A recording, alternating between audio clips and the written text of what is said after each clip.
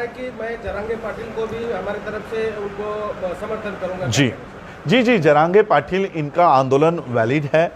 उनकी जो बातें उन्होंने रखी है वो खुद इस विषय में बहुत माहिर है। मेरी उनसे 1 से 1.5 घंटा चर्चा चली है। उन्हें एक एक बारकाई पूरी तरह से उनको पता है, और इसलिए मेरा ये कहना है कि वही मराठा जब कोंकण में आता है तो वो रिजर्वेशन के लिए वैलिड है, वही मराठा जब विदर्भ में है तो उसे भी रिजर्वेशन मिल रहा है, लेकिन जो मराठा मराठवाड़ा में जाता है तो वो केवल रिजर्वेशन से बाहर है। और इसलिए ऐसे हालात में हम लोगों को केवल बाबा साहब के परिवार का या वंशज होने के नाते नहीं, भारत के और महाराष्ट्र के लोगों को जरांगे पाटिल को मजबूत करना होगा, उनको उनके हाथ मजबूत करने होंगे, उनके आंदोलन में शामिल होना होगा। किसी का, और मैं तो कहना चाहता हूँ ओबीसी को भी इस बात से डरने की जरूरत नहीं है।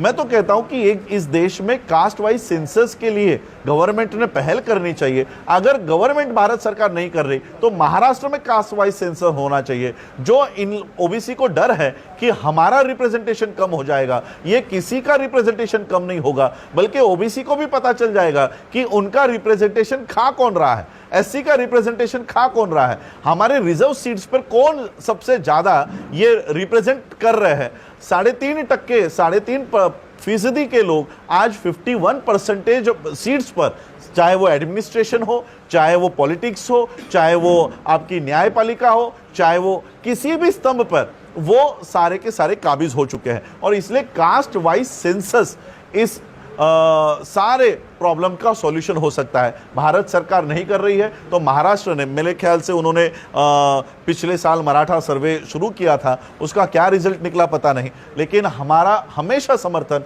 मनोज जरांगे पाटिल को होगा। सर, क्या जाति